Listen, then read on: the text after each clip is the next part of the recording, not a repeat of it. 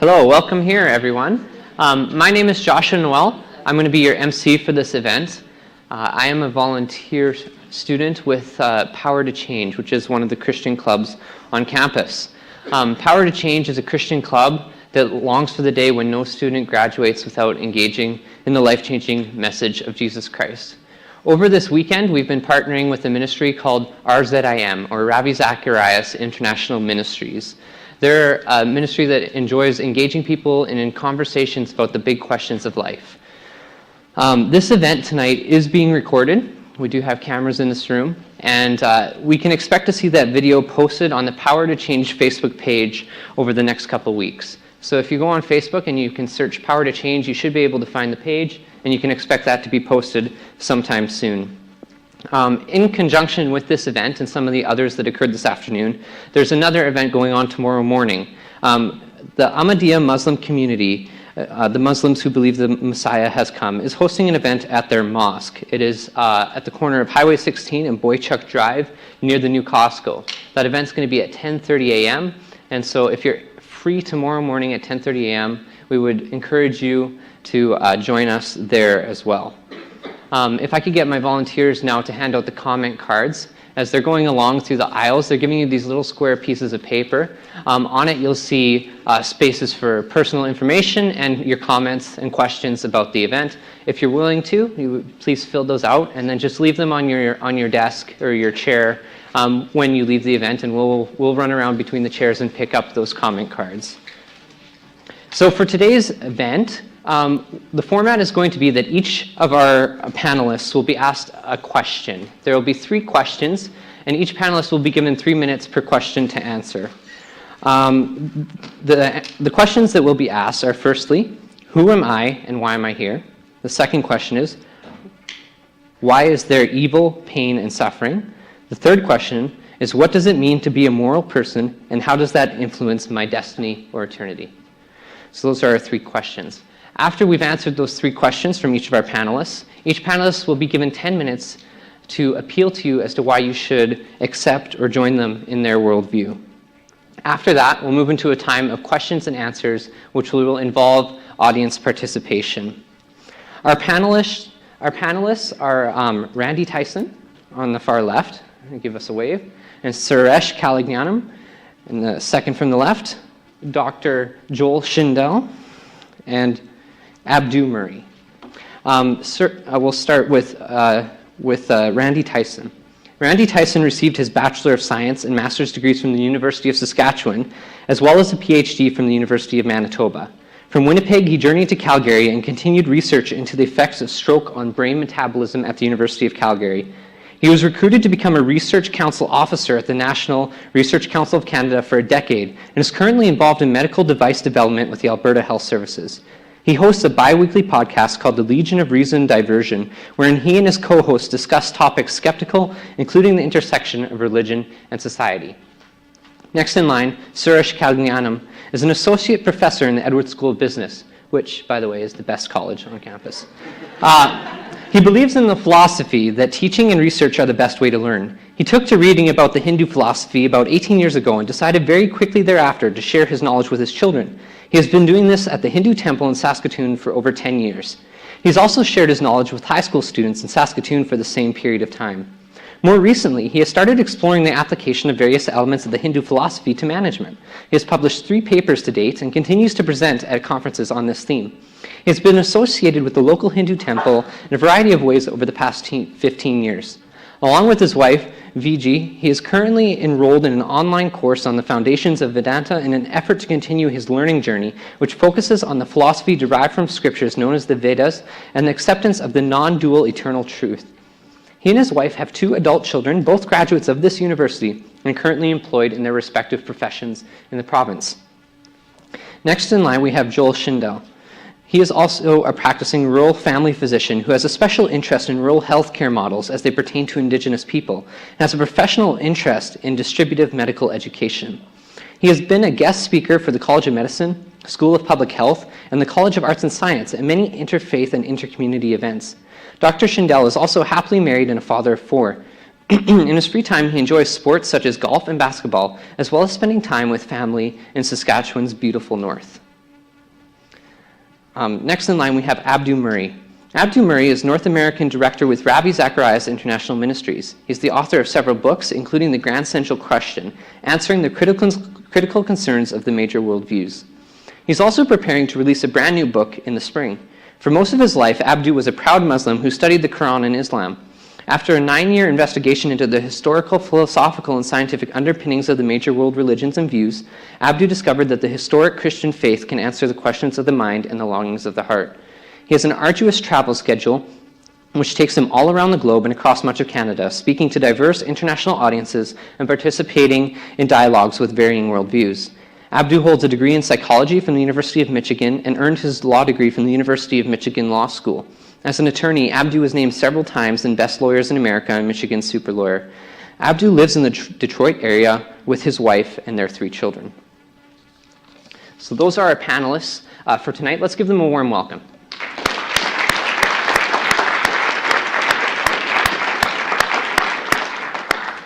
Our moderator for tonight's discussion will be Rick. Rick has been partnering with Power to Change over the weekend, helping us organize several events that have been going on campus.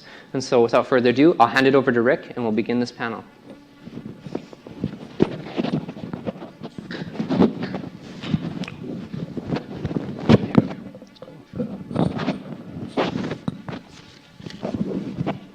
Right. Well, it's an honor to be here tonight. I feel like this very first question reminds me of a clip from the movie Anger Management with Jack Nicholson and Adam Sandler when he looks at him and he says, "Who are you?" Remember that clip? It was awesome. So tonight our very first question that we're going to ask you, and you have 3 minutes to answer this, is who am I and why am I here? And Randy, we're going to start with you. Thank you for inviting me here, especially to Aaron. Who am I? I am an insignificant speck of carbon in an unimaginably large universe. You, me, we are all here because of a long history of incidents and accidents, not all of which we fully understand as of yet. I only have time to list a few of the major highlights of this long list. For instance, when the universe came into existence in the event we call the Big Bang. Things were a little boring for a few 100 million years until the first stars and galaxies formed from that primordial matter. The formation of our solar system from a cloud of interstellar gas about 4.5 billion years ago that was seeded with carbon, phosphorus, nitrogen, and oxygen, the elements necessary for life as we know it, that were created in the fiery crucibles of stars. The rise of the first primitive cells on a recently formed planet Earth, likely nothing more than simple lipid vesicles containing a bit of RNA.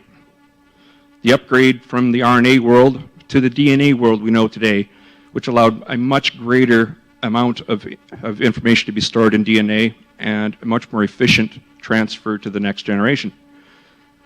The evolution of photosynthetic bacteria enriching the atmosphere with oxygen, which made large multicellular organisms like us possible. The cataclysmic asteroid strike in the Yucatan Peninsula that all but wiped out the dinosaurs and making way for these small furry things called mammals that allowed them to flourish. Finally, our hominid ancestors leaving the tropical forest for the African savanna and developing this big brain we have that has allowed us to find out these things. We are the means by which the universe has come to know itself. How can anybody not be amazed by the story that science is telling us? As for why I am here, I'm not sure the question itself has meaning. Not all questions do. I don't accept the assertion that we have some meta purpose, some overarching purpose. And how liberating that actually is. I'm not here for anything. And isn't that amazing enough? And I admit to having trouble understanding the deep-seated need people have for their lives to be shackled to some external purpose. Perhaps it's because the thought of being alone in the universe with no guidance is too unsettling. We feel more comfortable believing that there is a captain at the helm of Starship Earth. Atheism is about accepting that there is no omnipotent being at the helm. We are free to make our own purpose as morally autonomous beings. We must find our own way in a universe that is totally indifferent to our existence. But it's not really that scary at all. In fact, it's an empowered life. Thank you. Boy, am I good. That was excellent. I feel so unnecessary. Thank you. Okay, Suresh, you're up next. Thank you. Like my colleague here has said, I am pleased to be here. This is my first time at an event like this, so I'm here to learn. I might use a few words that are from the Sanskrit language, but I will obviously translate to the very best of my ability. So who am I? The scriptures say, Aham Brahmasmi. What does that mean? That means I am divinity. Okay. And what does that mean? That means that we are all manifestations of some divinity, and we have divinity within us, and we have to explore that divinity. So that becomes the purpose of life, to say why I'm here. And the scriptures talk about 4 goals in life, one of which is called moksha, and moksha is salvation or liberation. So the question is, liberation from what? Liberation from the cycle of birth and death. Right? And what does that mean? That means that the soul that is considered to be imperishable merges with the divine, that you become divine. That's the idea of moksha. Is that easy to achieve? No. But that's the goal. Right? Why am I here? Well, I'm here for 2 reasons. At a philosophical level, we talk about achieving liberation or achieving salvation. At a more practical level, we are here to fulfill our responsibilities, to do our duty. And the term that is used is called dharma. And dharma has 2 meanings, one of which is fulfilling your duties. And that's what we do. Who are the duties towards? Well, towards different stakeholders. I have a duty towards myself. I have a duty towards my parents. As a person who has a family, I have duty towards my family members. I have duty towards my employer. I have duty towards society. So to fulfill my duties, I'm here, and that's the practical side of why I'm here. Thank you. Excellent. Thank you. With a minute to spare, are you going to take that minute, Joel? I will. There you go. You know why? Because I think you forgot part of my introduction. But that's okay. We can I didn't introduce you. we can do later. Okay. I wasn't saying that as like a punitive, I was taking a minute. All right, go ahead, Joel. So before I start, so my name is Joel Schindel. Is his mic on? Nope. Oh. Thing is. Here we go. Perfect. Perfect. Hello? Perfect. So before I start, I mean, we can maybe go through it later, but in addition to, working as a physician in rural Saskatchewan here, I also am one of the chaplains at the University of Saskatchewan Muslim Chaplaincy and have been involved for quite a number of years. It was established officially back in 2009, and have done a lot of active works here with the Muslim Student Association, and actually it's quite interesting because I was able to see a lot of familiar faces here, especially from the Power to Change team. So I think I remember you guys before even the name change, so it's actually really kind of feels like I'm coming to see family, so that's excellent. But anyways, there's one more question I think I have that needs to be asked to me, and I think I'll answer that later, is how does a Muslim have the name Joel Schindel? I think that was asked already, but we'll leave that to the 10-minute time that we have, inshallah, God willing. So who am I and why am I here? Well, I was going to essentially leave it to the Quran, which I believe is the Word of God, to answer a lot of these things that I gathered from this question. I gathered that it's asking, what is my purpose? What is the nature of life? Where are we going in this life? And while we're in this life, what is some direction from my faith and worldview? So in Surah 51, which Surah means chapter, roughly translated, and ayah or verse 56, Allah subhanahu wa ta'ala, our God Almighty says, I created the jinn and humankind only that they may worship me and that means to worship me as in God alone, and that will talk about Tawheed in probably one of the following questions. The nature of this life can be also outlined in one of the other surahs, chapters 67, ayah 2. He who created death and life to test you as to which of you is best indeed. He is the all-excited in might and forgiving. And so where are we going? Surah Al-Ala, ayah 16 and 17. Yet you still prefer this life, the life of this world, when the hereafter is better and longer lasting, establishing that there is this life in which we live and that there will be a life to come, the life of the hereafter, which is essentially paradise or hellfire. And whilst in this life, that's what I gathered from this question, essentially, what do we do in this life, or where am I going, and why am I here? Essentially, God swears by time. وَالْعَصْرِ إِنَّ الْإِنسَانَ لَفِي خُسْرٍ إِلَّا الَّذِينَ آمَنُوا وَعَمِلُوا الصَّالِحَاتِ وَتَوَاصَوْا بِالْحَقِّ وَتَوَاصَوْا بِالصَّبْرِ, which basically means by time. He's swearing, God can swear by time. And he says, indeed, man's natural state is loss. Because this life is going, we can never get time back. Time is one of our greatest resources. It is the most greatest unrenewable resource. So you are naturally going to be in a state of loss, ultimate loss, when it comes to the life after. Unless, of course, you are those who have faith in God in the way in which He prescribes. And how do we know that? Well, as Muslims, we believe it is the absolute truth of the Quran and the Sunnah, which is the traditions of the Prophet Muhammad, peace be upon him, the last and final messenger of God. And that we enjoin one another to follow the truth. So we encourage, as we're doing here, I feel a lot of us have our own worldviews and concepts of truth. I feel this Quran and Islam is the way, so I will encourage you to go towards that truth, and we will enjoin each other in patience, in enduring patience, because as we'll get into, I'm sure, in the next question, this life is not perfect. It is by design not perfect. And so we'll get more into that, hopefully, in the next question. Thank you very much. Thank you. Abdu Murray. I was thinking about who am I and why am I here? With a travel schedule that I have, I wonder oftentimes, who am I? Why am I here? Quite literally wondering what the heck I'm doing in certain places. But it is an honor to be with you all, to be on this esteemed panel with such accomplished people. From the Christian perspective, when you ask the question, who am I? It's actually a very specific answer. It goes back to the very first chapters of Genesis when it says, you are made in God's image. There is a compliment paid to every single person who exists, regardless of what they believe, how they act, where they come from, that they are made in the image of God. That imago Dei, as it were, is imprinted on you and upon me. And the Bible says that in His image He created them. Male and female, He created them in His image, which means that the male bears God's image.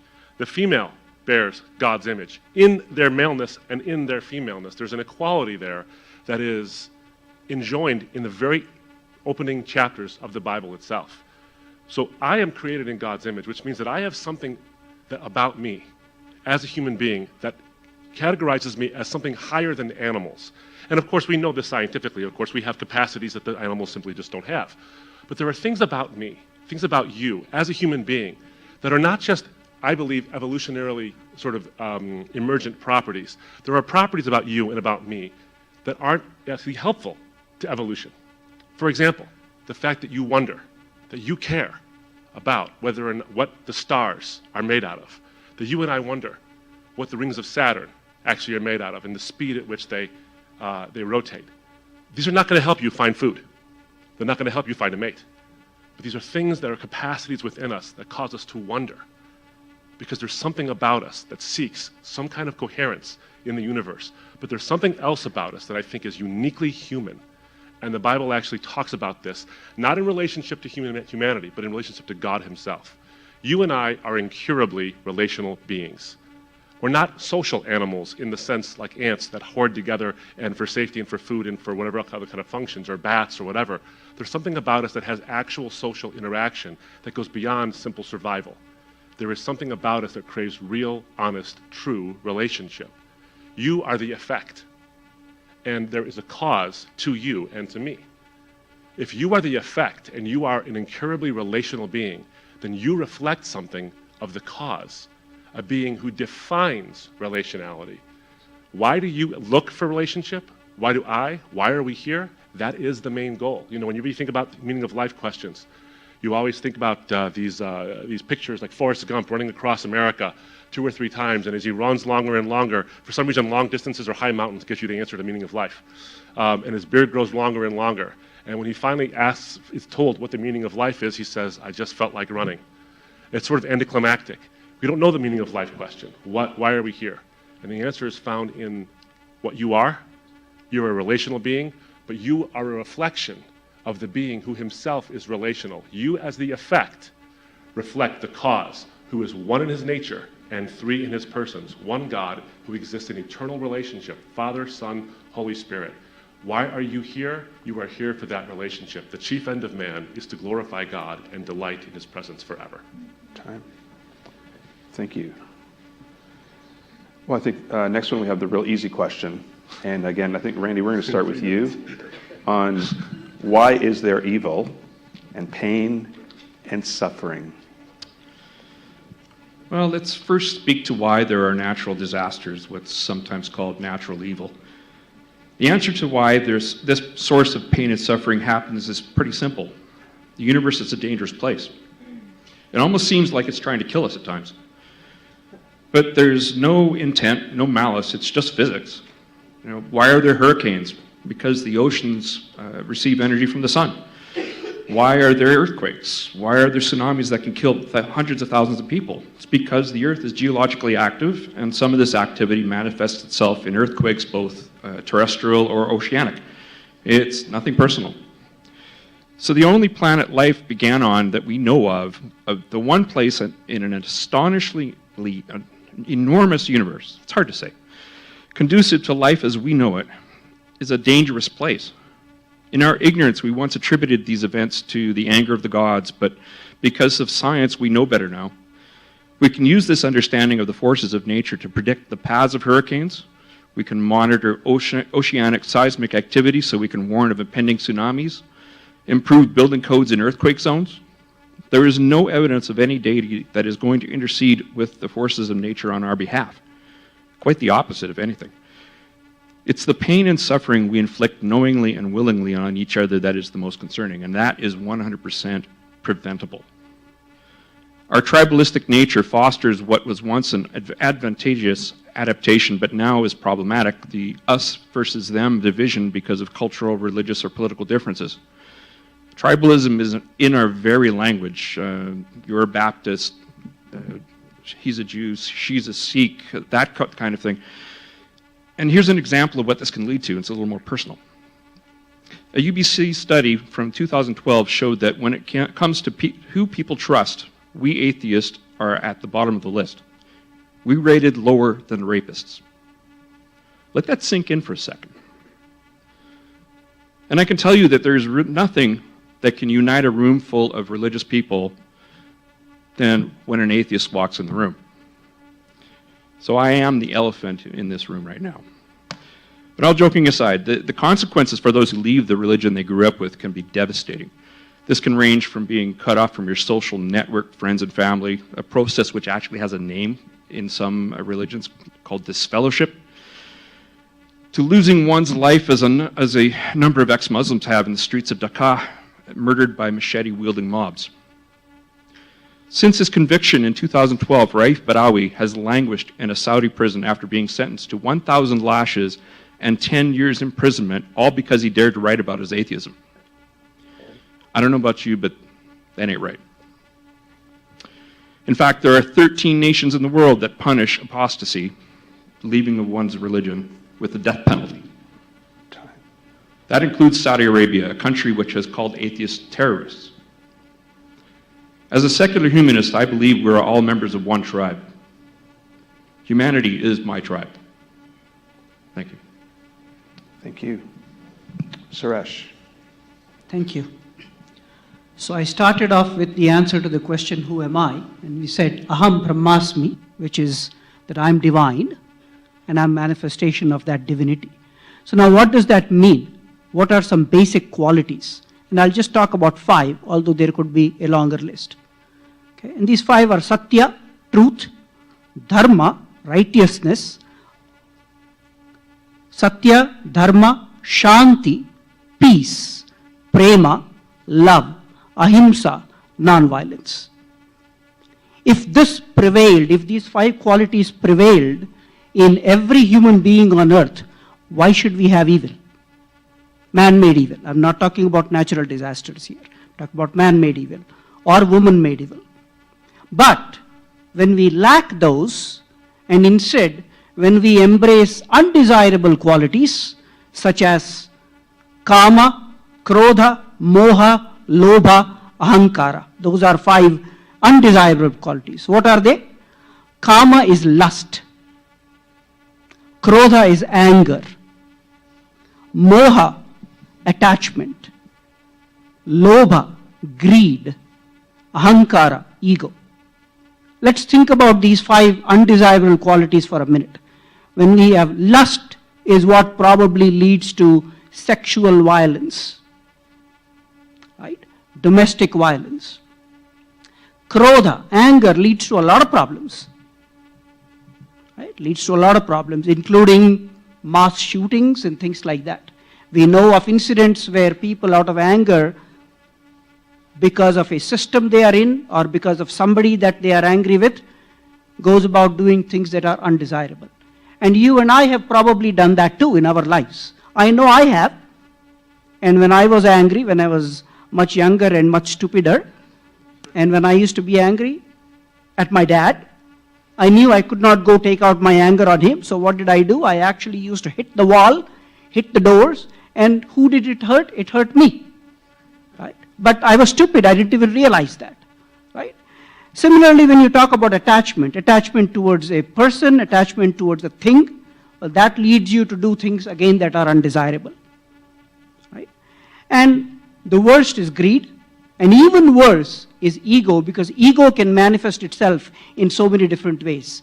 Me sitting here thinking, you know, I'm worthy of sitting here at this podium itself is a manifestation of my ego. Right? So ego unfortunately manifests itself in so many different ways that we don't even know sometimes and recognize that we are being egoistic. And these 5 qualities are the worst in terms of creating evil. Thank you. Thank you, Suresh. Joel, we'll go to you.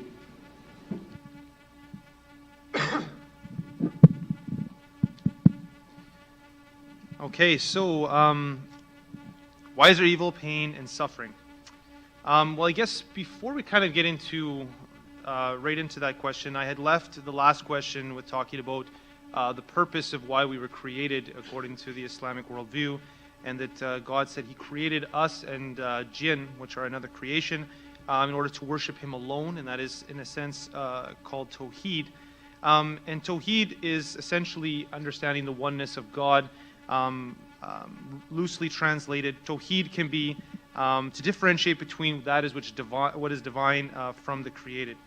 And I think it's important that, you know, with some of the things that I'm going to mention, that we kind of understand that as much as we can in like 3 minutes, which would not basically be doing justice. But essentially, you know, when we say Tawheed, when we talk about, it's more importantly that it's essentially knowing God, and that as Muslims we're encouraged to know God and not just to فَعَلَمْ أَنَّهُ لَا إِلَهَ إِلَّا اللَّهِ. So know that there's no God worthy of worship but Allah. Know that the Tawheed, or the oneness and the uniqueness and the perfection of God, and to know those things that they can be divided, depending on which scholar, they can be divided into 3 to 2.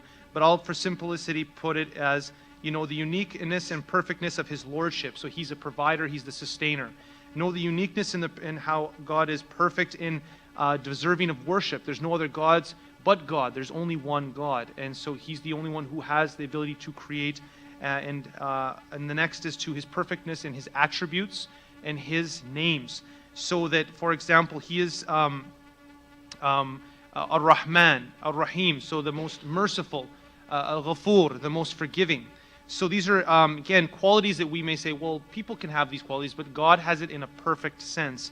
So when we have that understanding, we can know when we hear that one of the sayings of the Prophet, peace be upon him, what's called a hadith, but it's hadith Qudsi, which means that he's narrating what Allah has said. So he, the Prophet, peace be upon him, said, Allah the Exalted said, O my servants, I have forbidden oppression for myself, and I have made forbidden among you oppression, essentially. So do not oppress one another.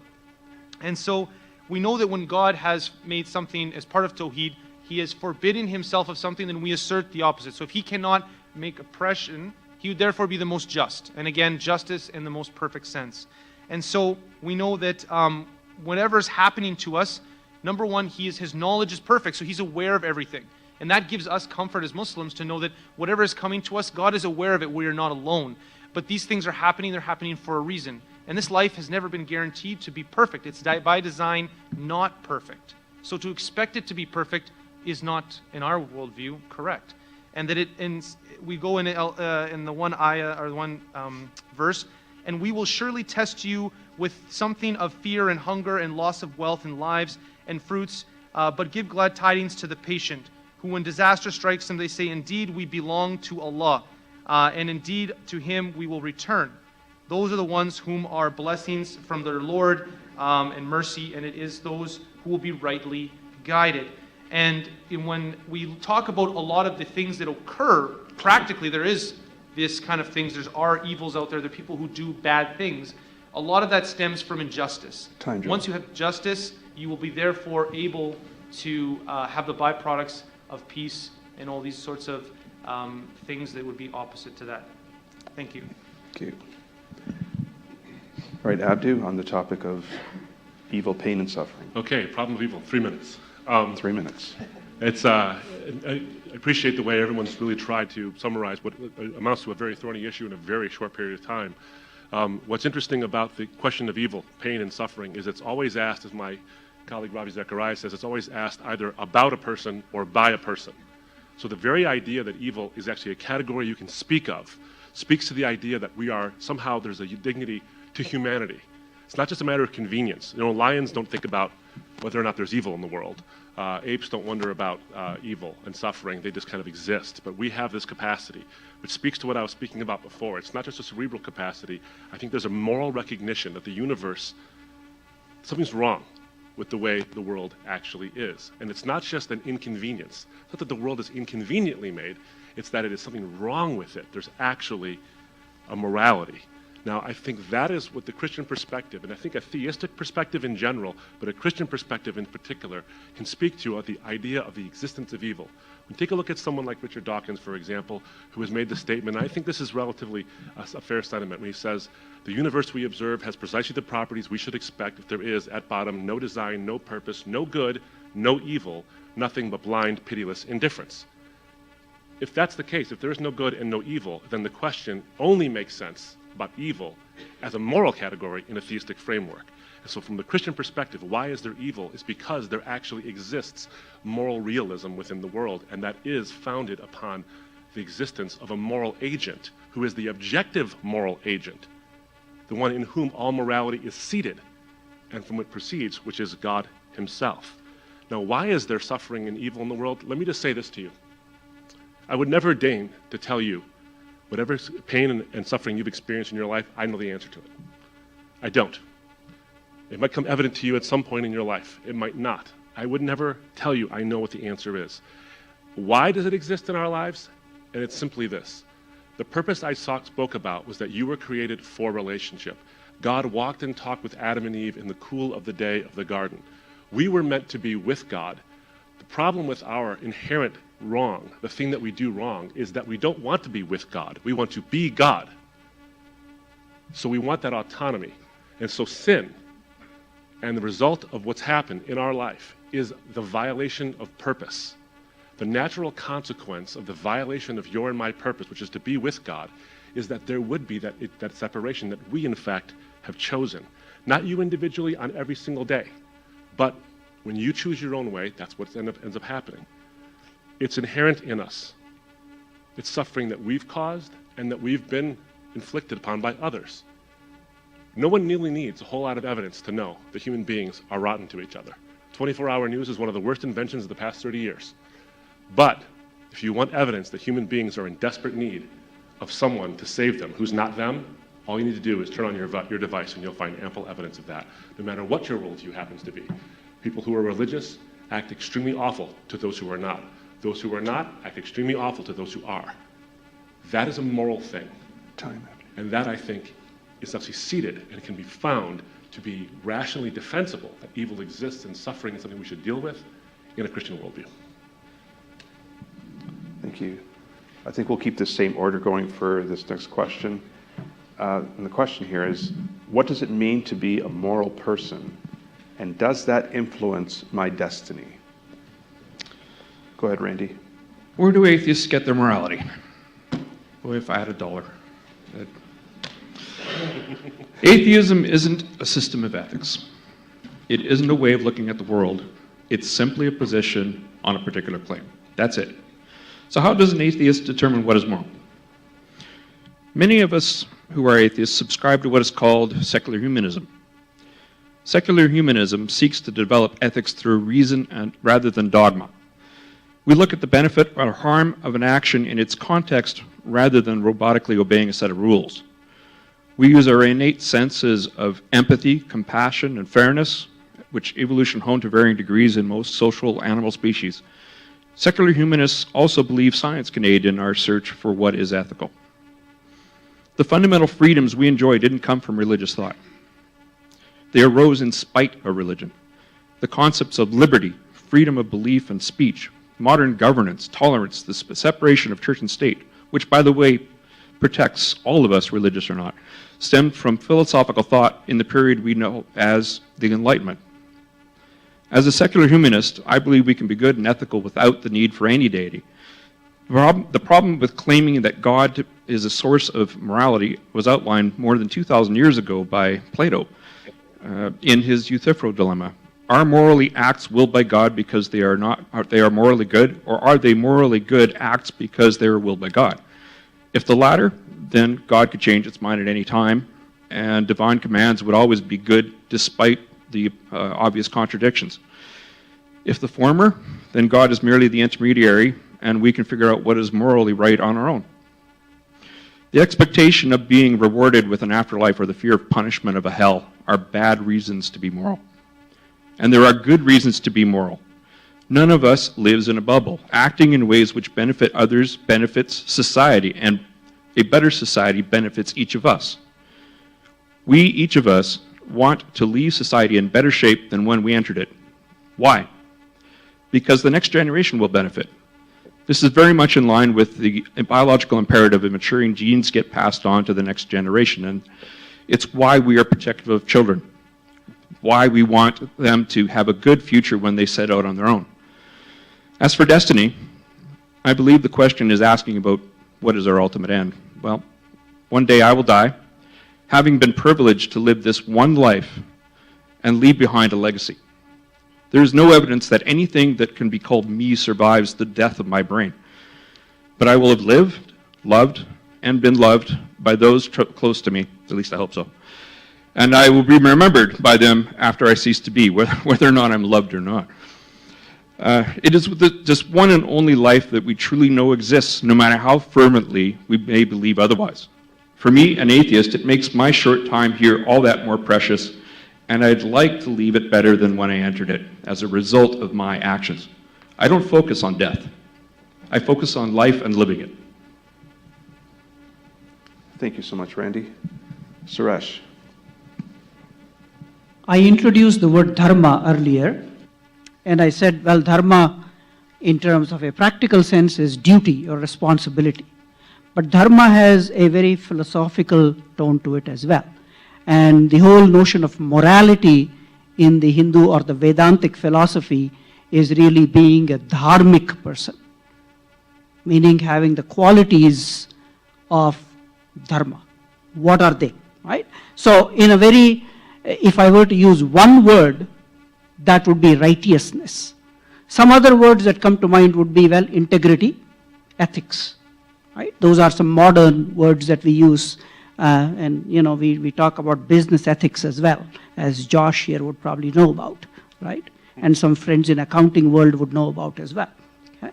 Now, the scriptures talk about what does it take for a person to actually be called a dharmic person. And there are some characteristics that the individual must have. And these are determination, firmness, patience, compassion, sense of forgiveness, discipline of mind, self-control, not accepting bribes, purity of body, mind, and surroundings, discipline of the senses, body, mind, intellect, right? Power of discrimination, what does that mean? That means actually having the ability to be able to differentiate between right and wrong. And that's not easy to do. And using your intellect to be able to do that. And that's where the whole question of philosophy and knowledge comes in, to understand what is right and what is wrong. Right? Therefore, it's important to be continuously learning, understanding about your philosophy. Truth, what does truth really mean? Truth means the alignment of thought, word, and deed. Right? That's really what truth means. And finally, absence of anger, akrodha as it is called. So those are characteristics that make a person a moral person. And how does it then help in terms of destiny? Some of you may have heard the word karma. And the karmic philosophy is basically saying you reap as you sow. That's really what it means. Right? We are here experiencing what we are experiencing because of our past actions. What do our present allow us to experience? The future. And so to the extent that we can be a moral person and do good, discriminate the right from the wrong, and do what we can on the path of good, will shape our future, and that destiny is what we will be able to experience. Thank you. Thank you so much, Suresh. Okay, Joel.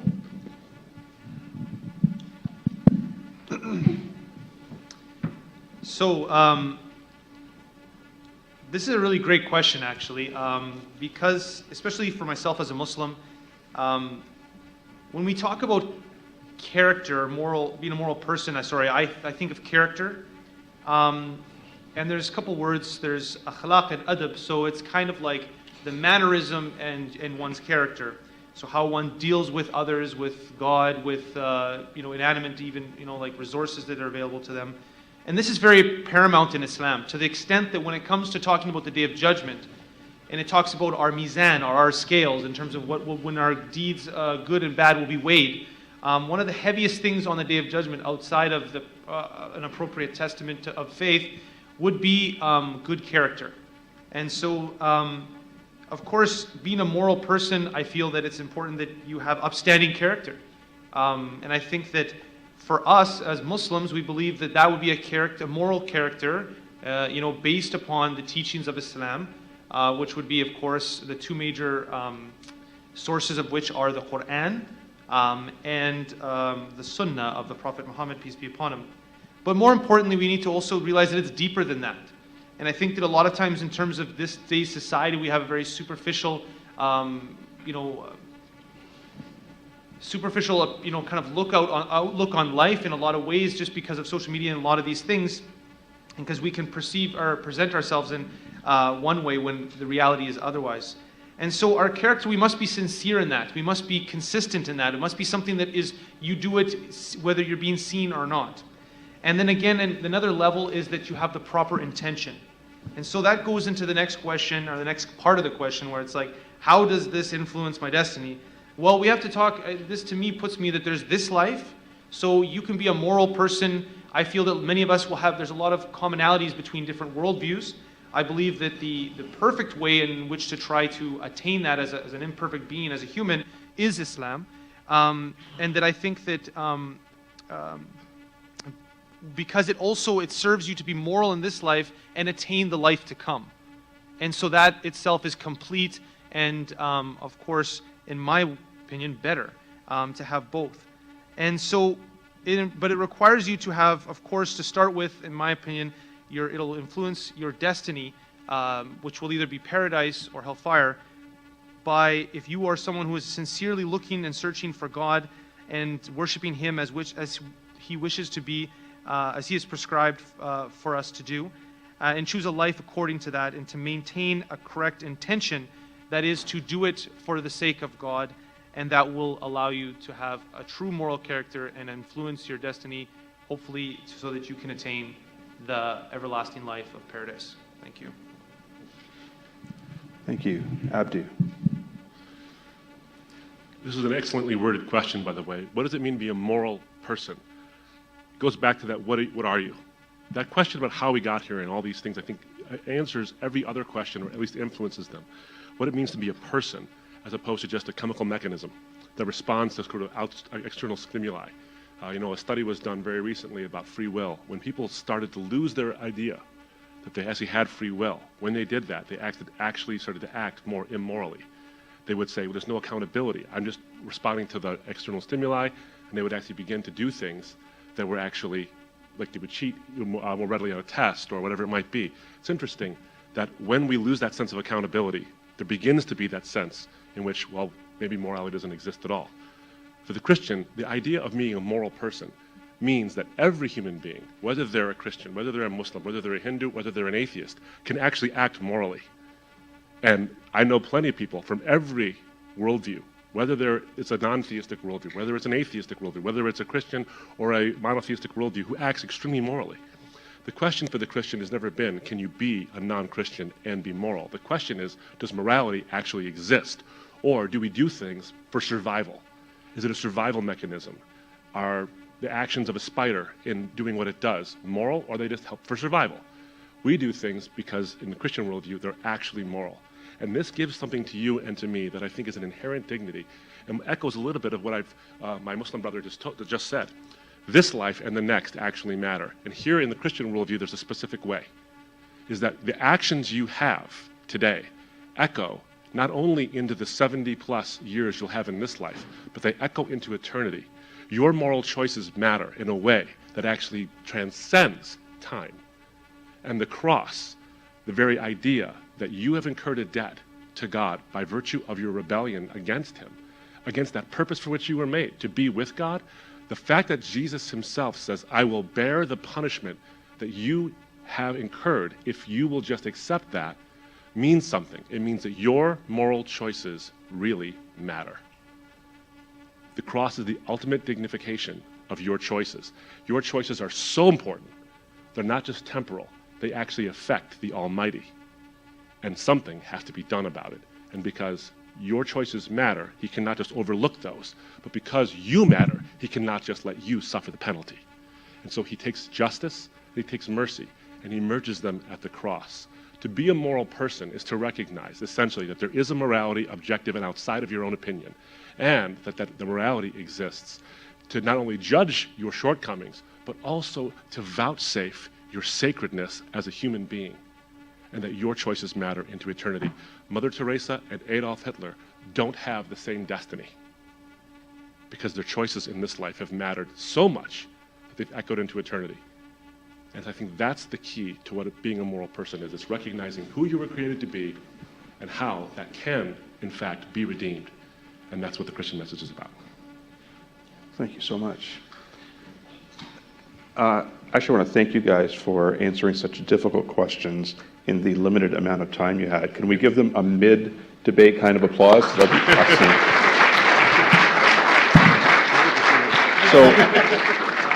So in this next section, we're going to kind of these answers are going to be a bit longer, and you kind of get to be the PR department for your different worldview, and answer the question.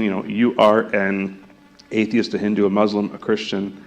Why should the audience consider becoming what you are? And so, because these are 10-minute answers, I'm going to take the liberty of saying, if any one of you want to stand and speak to the audience, if sitting for 10 minutes is a long time, then please feel free. You don't have to sit there. And but we're going to start. Suresh, would you mind if we start with you on this question, and then we'll go down the table. So the question again is: you are a Hindu, why should the audience consider becoming a Hindu too? Okay, thank you. You have 10 minutes. So first of all, I would like to say that the traditional term for Hinduism is Sanatana Dharma.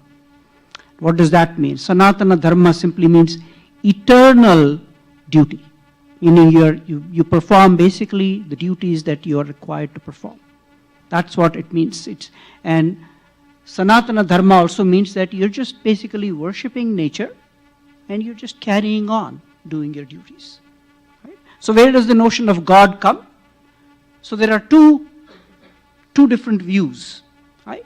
What I alluded to in the previous answers that I gave to the questions were from what we call an Advaita philosophy. And Advaita is non-dual, which means saying that I am God, or God is within me, or divinity is within me. That is what Aham Brahmasmi would mean. Now there is another philosophy which is the Dvaita philosophy, and Dvaita philosophy would say, well, there is a duality. I am I, God is God. There is a difference between us. Right? So the two philosophies exist. Right? And I'm not here to say one is better than the other. They are there, and different people would believe differently. Right? And they have every right to believe what they want to believe. Now when we talk of God per se, God is one. God is universal. Right? Whatever name you want to give to God is perfectly acceptable. In the philosophy that we follow, we believe that there are three forms of God. We think of God in three forms. Brahma, the creator; Vishnu, the preserver or the protector; and Shiva, the dissolver or the destroyer. What does it mean to be a destroyer? Destroyer of evil. Right? So those are three male forms, and then there are three female forms that go with these three male forms. Now we don't use the word wife, we use the word consort. Okay? So Brahma and Saraswati go together. In order to be a creator, you have to know how to create. What to create. You need that knowledge. And when we talk about creator, we are talking about creativity in various ways. So Saraswati is the goddess of creativity. Art, music, knowledge, dance, whatever it may be. Right? Vishnu is the protector. In order to protect oneself, we need Lakshmi. Lakshmi is the goddess of wealth. And wealth doesn't just mean money, but it means many other forms, many other resources that you need for protection. Okay? And Shiva is the destroyer. In order to destroy, you need strength. Whatever it may be, even if you're trying to destroy your own ego and dissolve your own ego, you need a lot of strength to do that, actually. Okay? And so who is the person who enables that? That is Parvati. Parvati is the goddess of strength. Right? So in my house, my wife's name is Vijaya Lakshmi, goddess of victory. So I am very safe. Right? I've been married to her for 29 years. I don't have to worry for the rest of my life, as long as she is with me. Right? She's not here tonight, but I know she is here with me in spirit. Right? So those are the three forms in which we think. And of course, some of you may have heard that, well, there are tens of thousands or hundreds of thousands or millions of gods in Hindu philosophy. Well, there are different forms, and that's the beauty, that people have the freedom to choose whoever they consider as what is known as Ishta Devata, means a god of choice. And what is that god of choice for?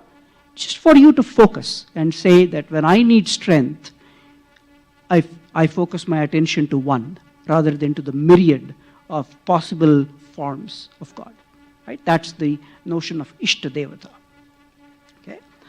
Now, the other thing that I'm not here to say why you should become a Hindu. Okay? I don't want to do that. I am still on a journey to learn, and I'm just finding out. So for me, I have a lot longer to go in terms of my own learning. And what I'm learning is actually fascinating me. So from a practical point of view, what do I like about getting to the goal, which is called moksha? Right? What I like is that there is freedom. There are different paths that I can follow. And this path is what is called yoga. Yoga, as we know it, is the physical part of, stretching, or even hot yoga, whatever that means. But that's really not yoga. The other meaning of yoga is discipline or path of the journey that you take. What path do you take? Right? So there are three that are available to us. And these are not mutually exclusive. So there is a path called Jnana Yoga. Jnana means knowledge. Right? It means both kinds of knowledge, the secular knowledge as well as spiritual knowledge. Who are the people who are likely to be more inclined towards pursuing this path? These are the people who are more the intellectual type. These are more the intellectual type who are likely to adopt that path and go the intellectual route. Then there is something called Bhakti Yoga. Bhakti is devotion. Bhakti is faith. So people who basically have the utmost devotion to God and have total faith in God. However you perceive God. Right? Who are the people who are likely to follow that path? People who are more emotional. People who think more with their heart rather than with their head. And I'm not, again, differentiating to say one is better than the other. Right? It takes all kinds to make the world, and therefore there are people who think with their heart, who place emotion first. And so those people who are more emotionally oriented are the people who are likely to choose Bhakti Yoga. What about the next one? That is what we call Karma Yoga. And karma in this case is called action. These are people who are action oriented. Right? And who are the people who are likely to pursue this? Kind of a mix of people. And it's actually said in the Gita. The Gita is the modern day holy book. And the Gita says for most individuals today, Karma Yoga is prescribed. But Karma Yoga, when we talk about the path of action, there is something very specific in there. And it is called Nishkama Karma. And Nishkama Karma means you are doing your action without any attachment to the results of the action. You're doing the action for the sake of doing the action because it is good to do the action for the greater good of society. Right? That's the evaluation criterion. Is my action going to do good for society? Is it going to do good is it for the greater good and welfare of society? And if it's so, then you go ahead and do the action. But you, as an individual, cannot be attached to the results of that action. Goes a lot against today's management philosophy, but that's a different matter. Right? Now, the other thing that I want to also mention, I don't know how much time I have, but you will stop me, right? A minute and a half. I want to talk a little bit about a blueprint that is available. And the blueprint is basically 4 stages of life. Right? So we've got something called brahmacharya. Brahmacharya is loosely defined as studenthood, right? Which most of you might be in. You're in a learning mode. Then you have something called grahastha. Grahastha is a householder. Responsibilities change when you're a householder, when you're a family person, right? Then you have something called vanaprastha. Vanaprastha is 3rd stage of life. That is the time when you are saying, you know what, I've done my duties. I now want to focus a little more on actually paying attention to seeking God, seeking divinity, and actually trying to fulfill and reach that final goal. And the very final stage is what we call sannyasa. Sannyasa is when you become a renunciate and you renounce. Of course, that doesn't mean you go live in the mountains, because that would be difficult to do in -40, right? But renounce in terms of your attitude of renunciation. That means you kind of detach yourself and you say, I'm going to focus on philosophical things rather than on day-to-day matters. I'm not going to interfere with how my children are treating my grandchildren, etc., etc. I detach myself. And that is what we call sannyasa. So what I like about it is the freedom, the different paths to choose. And that's the beauty of the Hindu philosophy, that I'm beginning to learn and I'm beginning to read more and more. This is the opportunity I have just in the last 18 years of my 57 years of life. I think I can say I wasted 39, but probably not. I was in a different discovery mode. Right? Thank you. Time. Thank you so much, Suresh. We're going to go to you, Joel. You are a Muslim. Why should the audience consider becoming Muslim too? I think I might stand. Is that okay? Anybody else want to stand? Stand, stretch. Breakdance if you like. I am Spartacus. Yeah. Oh, sorry. There we go. So first of all, before we get started, I just want to thank everyone for coming out and thanks you guys for putting this on. I think it's part of this society, this pluralistic society, that allows us to have these discussions openly, freely, and to be very honest with one another, but do so in a very respectful and, as we can see here, very professional manner. I think this is awesome. And I think this is where we can, at the very least, be able to appreciate one another, and truly then it will help foster what is the bare minimum in a pluralistic society, which is tolerance. People don't like the word tolerance sometimes, but I think that's because they don't understand it. I think tolerance means that we understand that we will have differences, we will not agree on certain things, but we know that we have a base level of respect for one another, and then, when it comes to either dialogue and treatment and etc. And that we however, will respect be it our unique histories, our unique worldviews, and be able to kind of go towards, hopefully, collaboration. That's always been my thing. I always think it's important that when and if possible, let's collaborate. So that we can, of course, collaborate on certain things like justice. Everybody, I would hope, would agree with justice. So moving on, my iPad's not flipping. I don't know what's going on here. Now let's get the new iPad. It's time for me to get a new iPad. I have the old one.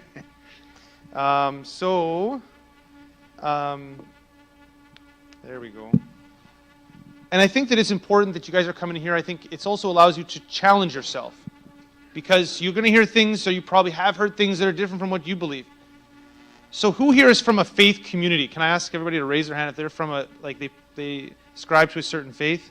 Okay. Now, this is a community that I'm really speaking to, is this next one. Who here is from the human community?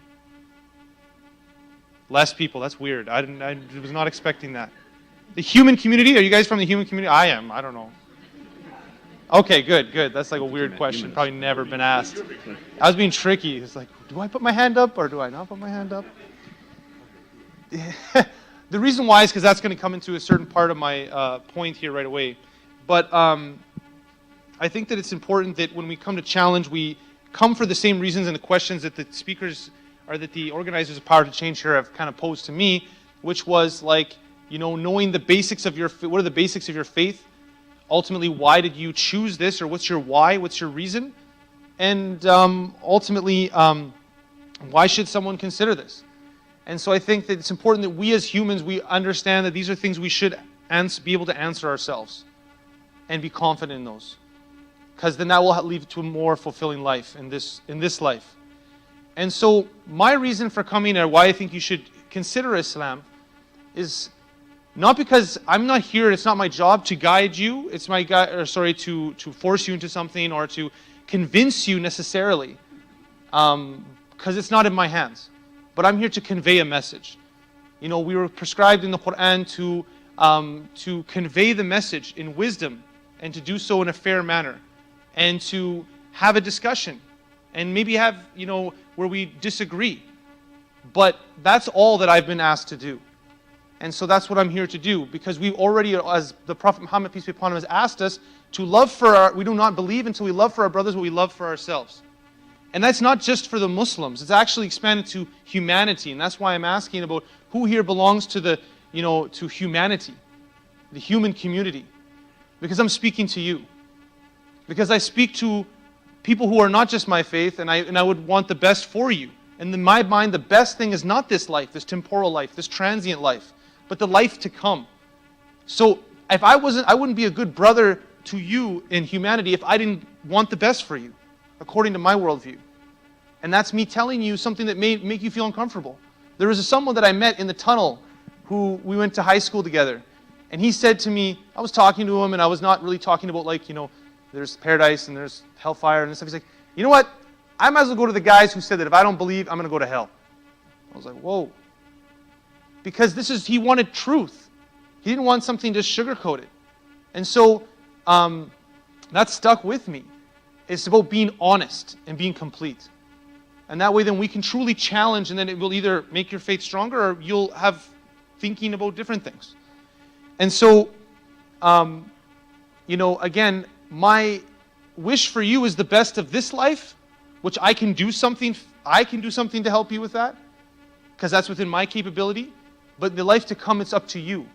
And if you do not believe that there's no God worthy of worship, but Allah subhanahu wa ta'ala, but God and the only one, the sole and only, and that the Prophet Muhammad, peace be upon him, is the last and final messenger amongst many messengers from Adam to Abraham to Jesus, then it will be difficult. You will not be able to enter into paradise.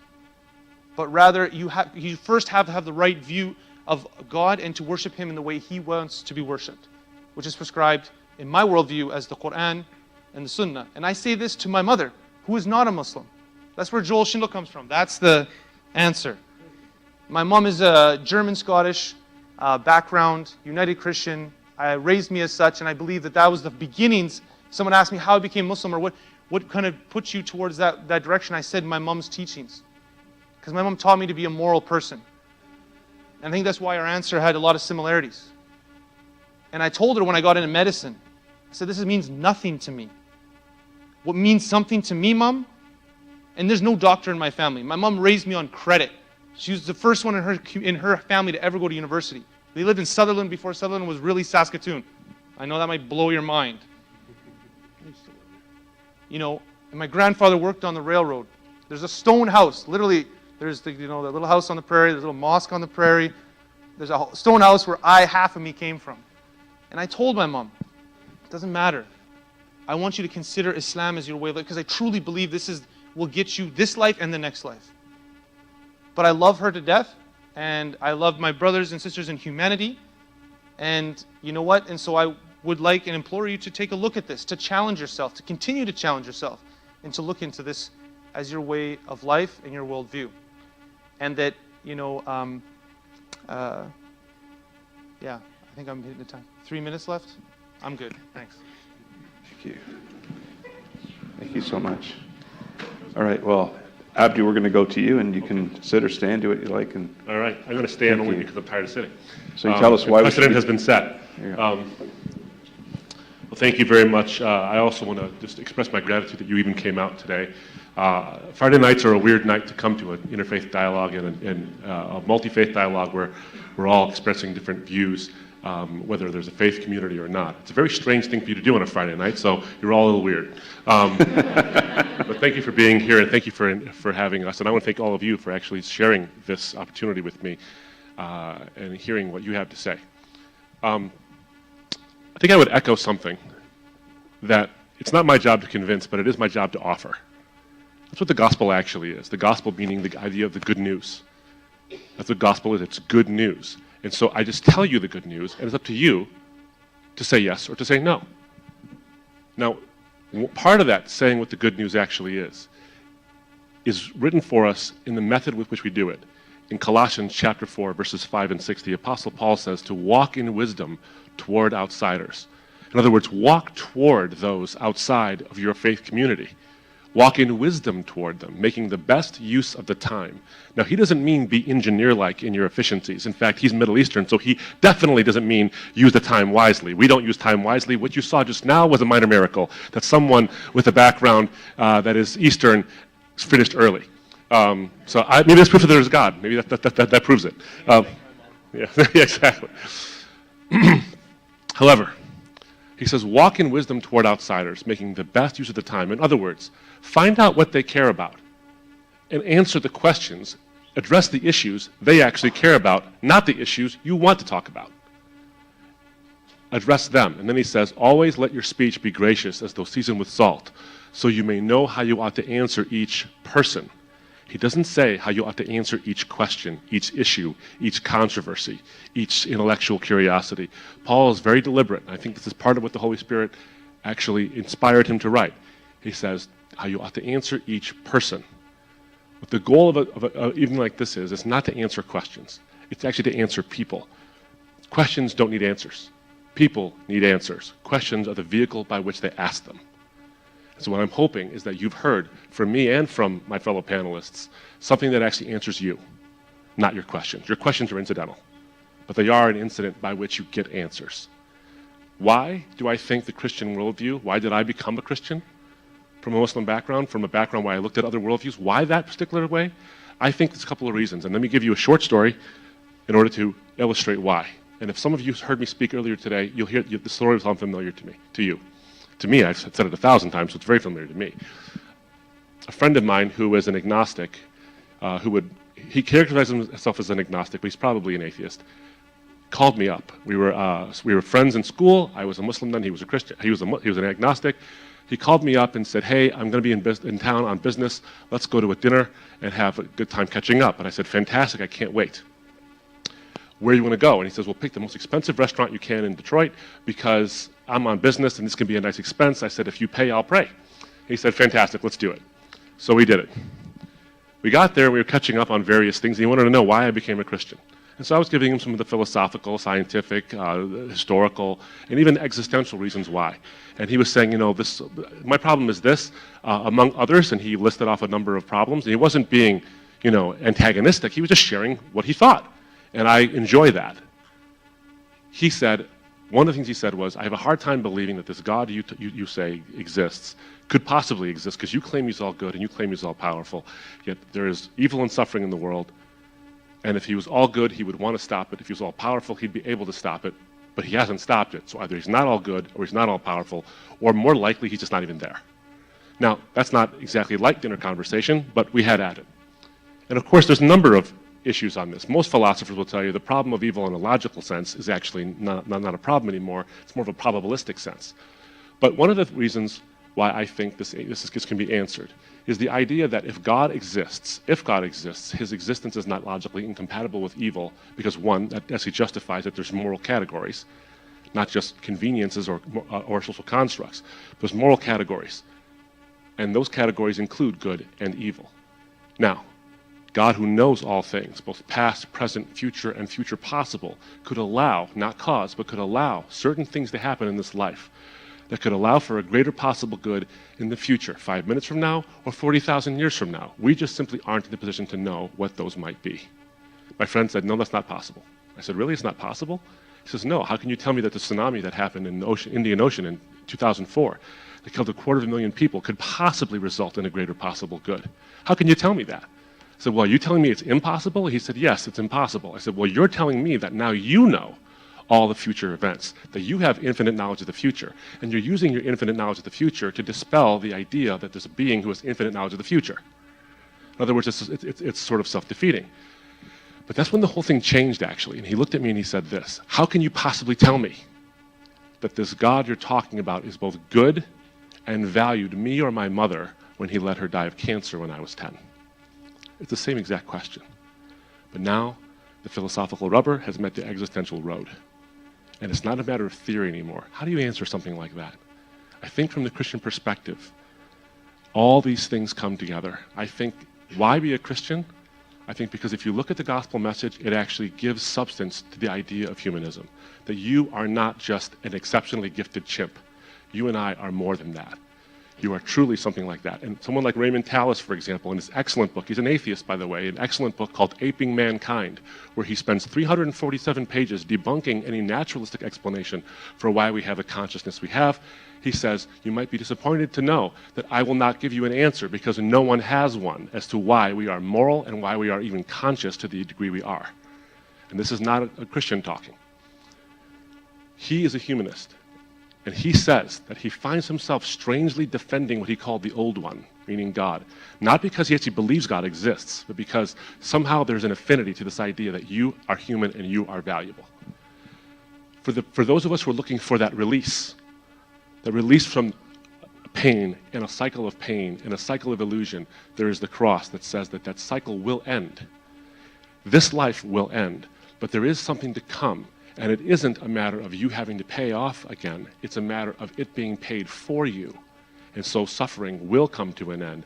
In that revelatory remark where God walks up to you specifically, individually, as Revelation says, and he will wipe every tear from their eye. He walks up to you and puts his thumb on your cheek and wipes it up. And then for me, I was looking for a God who was great. Allahu Akbar, God is the greatest. God is the greatest possible being. And I saw it, finally, in the Trinity, but also in the cross. If God is the greatest possible being, then he would act in accordance with the greatest possible ethic, which is love. And he would act in love in the greatest possible way. Otherwise, he would not be great. The greatest possible being expresses the greatest possible ethic, which is love, in the greatest possible way. And the greatest possible way we know of to express love is self-sacrifice. If we can do that, ought not the God of the universe, the one who creates us, be able to do the same exact thing, to show a love for us that is uncommon, that is actually divine in and of itself? So when I answer my friend, I say this to him. I said, you asked me this question on purpose and in value and on God's goodness. And I already told you, God could allow some evil or some suffering to happen. He doesn't cause it, but he allows it for some greater possible good we might not know about. And it's a nice theory, and that's all it really is. Honestly, that's what it is. It's a theory. Any theist can tell you that. A Muslim can tell you that, a Jew could tell you that, a Christian can tell you that. Anybody who's a theist can tell you that in sort of a God moves in mysterious ways. But I offered him this. I said, can I tell you why I, as a Christian, can say it's not a matter of theory, it's a matter of actual history. In actual, verifiable history, God allowed suffering to happen to his own son, not for some theoretical possible good, but for the greatest good there could possibly be, the salvation of the world. That's what the cross is all about. He offered that to you, and he offered that to your mother. How do you know she's valuable, you ask me? How do you know anything's valuable? A blind, pitiless, indifferent universe can't tell you that, but I'll tell you what can tell you that. The one who creates all that and says, you have an indelible value. You have a mark on you by being made in God's image. There are things in my home that will burn and perish in a fire, and they're valuable to me, but I will not rescue those things from my home. But if my wife or my kids is in that home, I will go and I will get them because I'm willing to die for them. You know how valuable something is by what you're willing to pay for it.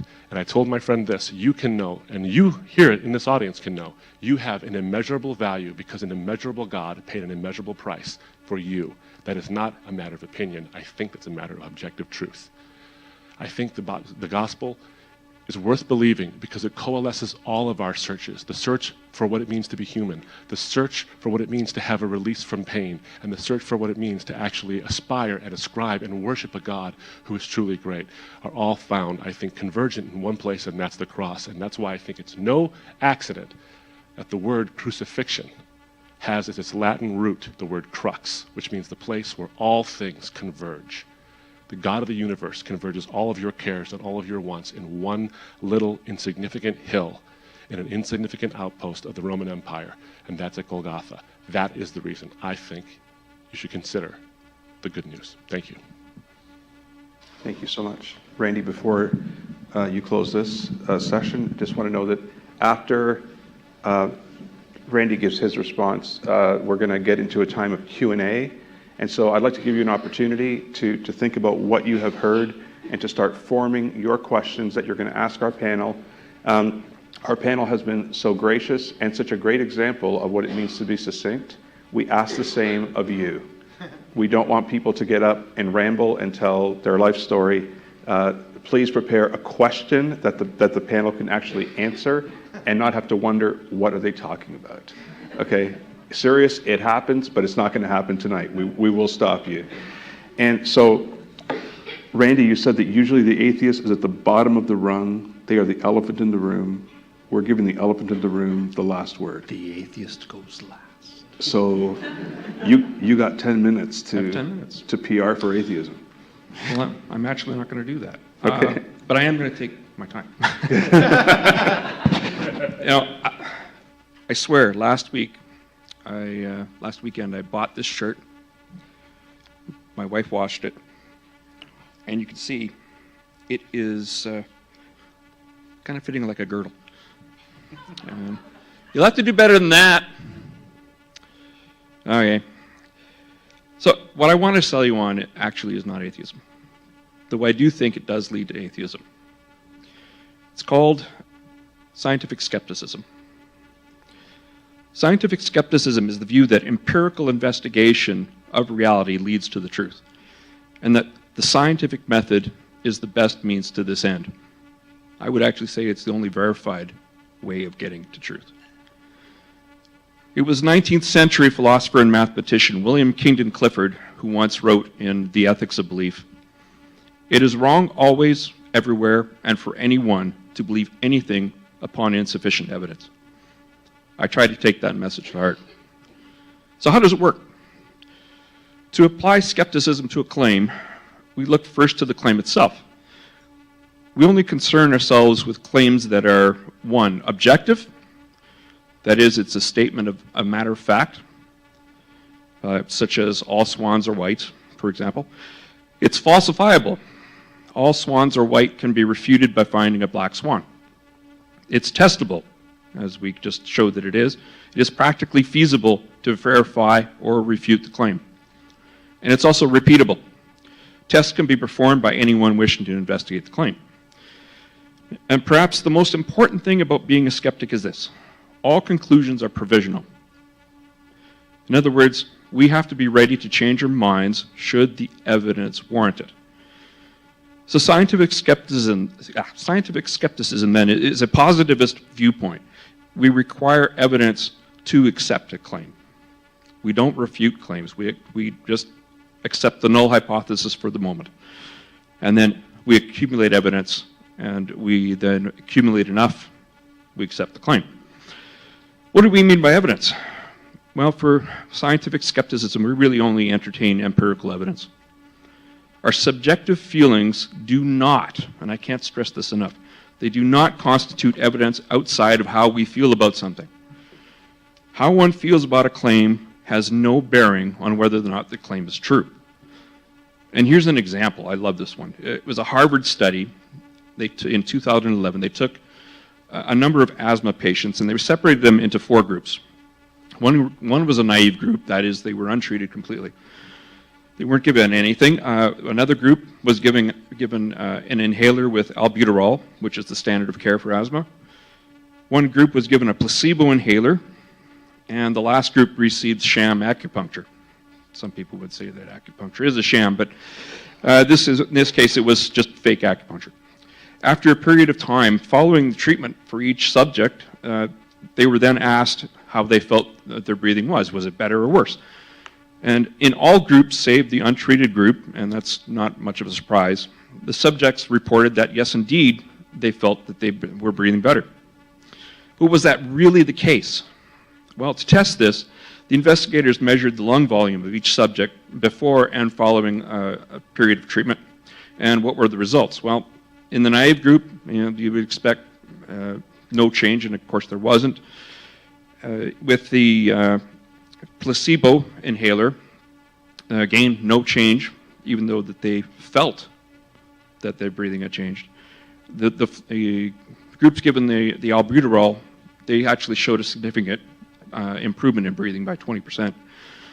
And of course, the acupuncture group, who said that they were breathing better, weren't breathing better at all. So when we look at objective measures versus subjective measures, there can be quite a bit of a difference. So our feelings are a very poor guide to determining what is true. As comedian Dara O'Brien quipped once, though, we still would sooner believe a story our mother tells us about the woman she knew who had a headache and then she rubbed a cat on the side of her head and the headache was gone the next day, right? I believe that scientific skepticism, when applied to religious claims, leads directly to atheism. Carl Sagan beautifully illustrated why in his book, The Demon Haunted World. A fire-breathing dragon lives in my garage. Suppose I seriously make such an assertion to you. Surely you'd want to check it out, see for yourself. There have been innumerable stories of dragons over the centuries, but no real evidence. What an opportunity. Show me, you say. I lead you to my garage. You look inside and see a ladder, empty paint cans, and an old tricycle, but no dragon. Where's the dragon, you ask? Oh, she's right here, I reply, waving vaguely. I neglected to mention that she's an invisible dragon. You propose spreading flour on the floor of the garage to capture the dragon's footprints. Good idea, I say, but this dragon floats in the air. Then you'll use an infrared sensor to detect the invisible fire. Good idea, but the invisible fire is also heatless. You'll spray paint the dragon and make her visible. Good idea, but she's an incorporeal dragon and the paint won't stick. And so on. I counter every physical test you propose with a special explanation of why it won't work. Now what's the difference between an invisible, incorporeal, floating dragon who spits heatless fire and no dragon at all? If there's no way to disprove my contention, no conceivable experiment that would count against it, what does it mean to say that my dragon exists?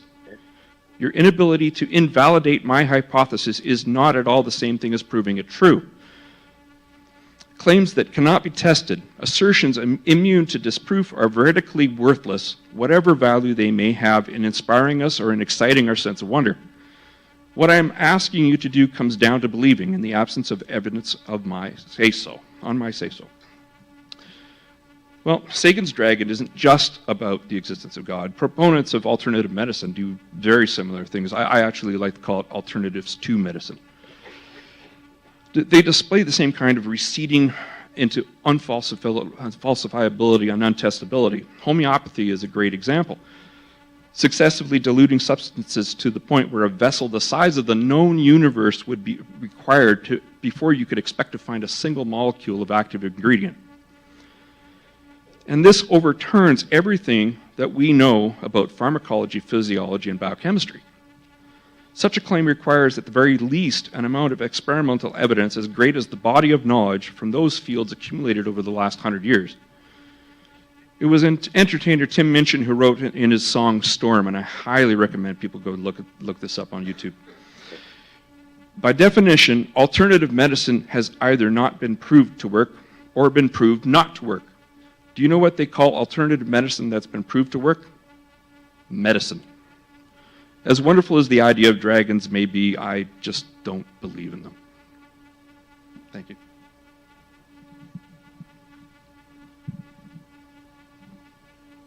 All right. Thank you so much. We appreciate that. It's time to hear from our audience and to put the panel sort of on the hot seat as if they haven't been there all night already. And so there are two microphones at the back of this first section. And so if you could line up there, and again, we just ask that you be very succinct with your question, make it a question and not a long statement, and just address who you would like. We have Randy and Suresh and Joel and Abdu, and your name is? I'm Lucas. I'm just going to hold the mic for people. Oh yeah. Oh, sorry. Can we get another bottle of water for these guys up here? Yeah, we need a few more bottles. Okay. Feel free to bring them up.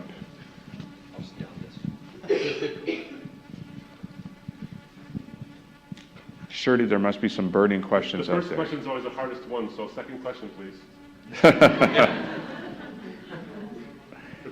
You have to go to the microphone. Or you can pass her the microphone. Just don't steal it. There you go. Okay, thank you. So, Joel, you mentioned that the moral character is to live a complete and honest life here on earth, but it's an imperfect world. So what did you mean by complete? Say that one more time. Okay, so we are here to be honest and be a complete person, but then this is an imperfect world. So what did you mean by complete, or yeah, in that sentence? What did I mean by complete? Given the world's imperfect, how can we be complete? Okay. I don't know if that's what I exactly said. If it is, then I don't remember, well, not that I don't remember saying that, but it was the answer to the question. We can revisit, probably better we revisit the question, right? Was talking about the moral, what does make someone a moral person? And so what I meant was, or what I would have thought from what you're saying, I don't know if I said that, but it would be that following Islam completely, or to the best of your ability, in the sense that I believe similar, that you can have people who are moral who may not be someone of my worldview, but that to be completely, you need to have all facets would be to, in my opinion, and worldview is to follow that in which Islam completely outlines for us in the Quran and in the Sunnah. So that's what I would understand the word complete to have been used in. So maybe they just the clarification, but yeah, thank you.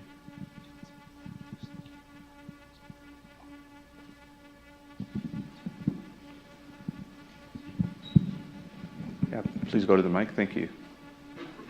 Just state your name before you ask the question. My name is Dami. I can't remember your name.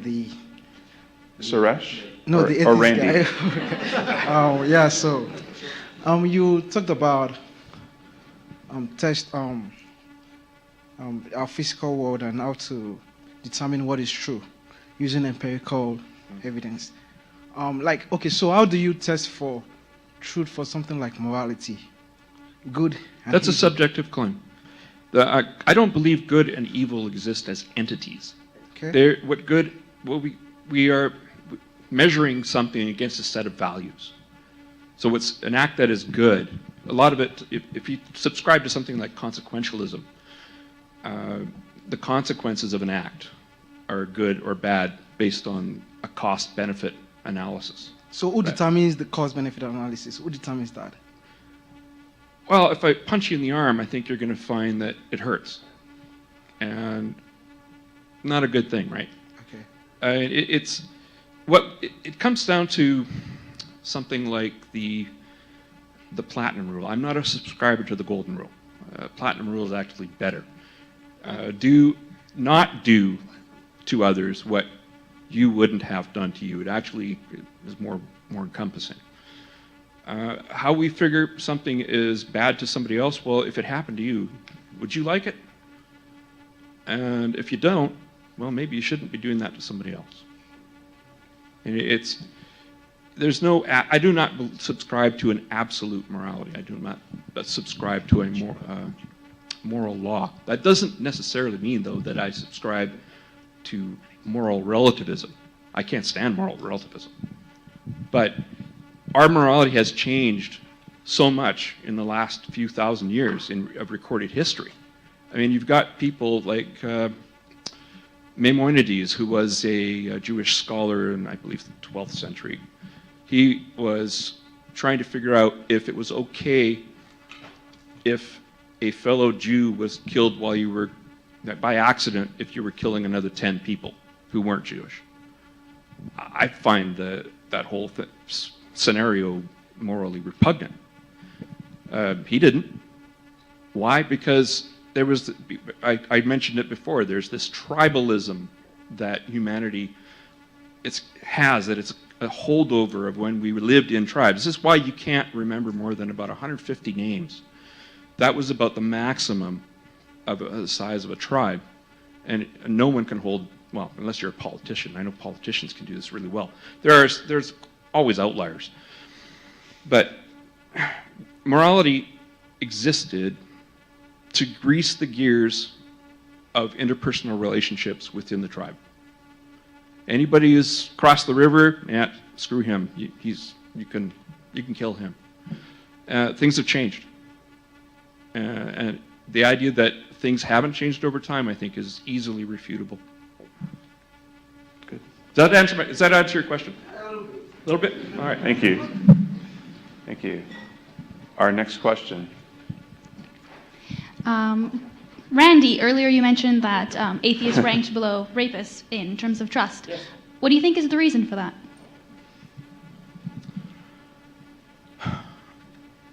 I hate to say it, but I know of stories in churches in Alberta where atheists are reviled. And I mean, it's like the Samaritans were back in Judea. You know, they were the lowest of the low. That's the whole point of the Good Samaritan story, is that even a Samaritan, I mean, these scumbags of the earth, can be good. Actually, it's a horrible story. It's a very bigoted one. But yeah, it stems from how they can't be moral without God. You know, like how can they do that? It's simply not, and it's simply not being exposed to people who don't believe. I mean, people, obviously, everybody here knows probably more atheists than they think, because we just don't advertise. You know, it's my wife, for instance. When we met on a dating site, and she put her religious affiliation down as what did she put down? Not sure if it was other or something like that, non-religious or something like that. She didn't want to call herself an atheist because of the stigma that's attached to it.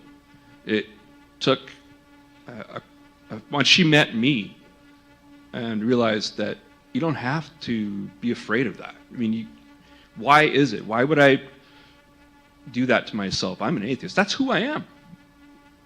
Why would I be ashamed of that? And I'm not. And the more of us that stand up, I think the more people will be exposed to people like myself, like me.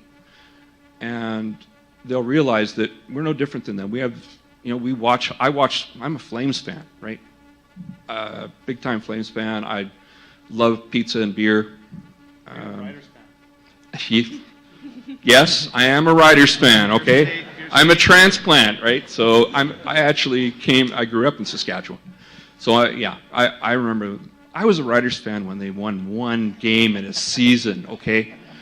I'm hardcore. You know, we're just people. Okay. I don't know, is that kind of cleared up? Yes. Thank you. Yeah. Okay, let's go to the other side here. Hi, it's David. I was just going to ask, like, in the religion, what role does the devil play in the other religion that we just talked about? Who's the question addressed to? The other religion that were represented, if they could each answer. Yeah. If they could each answer the question. What is the role the devil plays? Yeah. Can we keep the answers short? Yeah. Sure, go ahead. What is the role of the devil? Okay, that's an interesting question. Well, I guess devil is the evil. Right? So in that sense, devil can be looked at in two ways. In one sense, you can say, well, if evil exists, right, evil plays out in a certain way, right, and that evil existence is going to result in chaos. Right? So that's one way of looking at the devil. But where does the devil come from? The devil comes from within. Right? So if we believe that we are God or we are manifestations of God, then devil comes within us as well. And we talk about three types of qualities that individuals could be made of: sattvic, pure; tamasic, lazy, don't care type of attitude; and rajasic, pleasure seeking, right? One who seeks glory. Right? And each individual is believed to have sattvic, tamasic, and rajasic qualities in some proportion. People who have a greater proportion of sattvic are less likely to have devilish tendencies. But people who have greater proportions of the other two are likely to have more devilish tendencies. So it comes from within us because aham brahmasmi.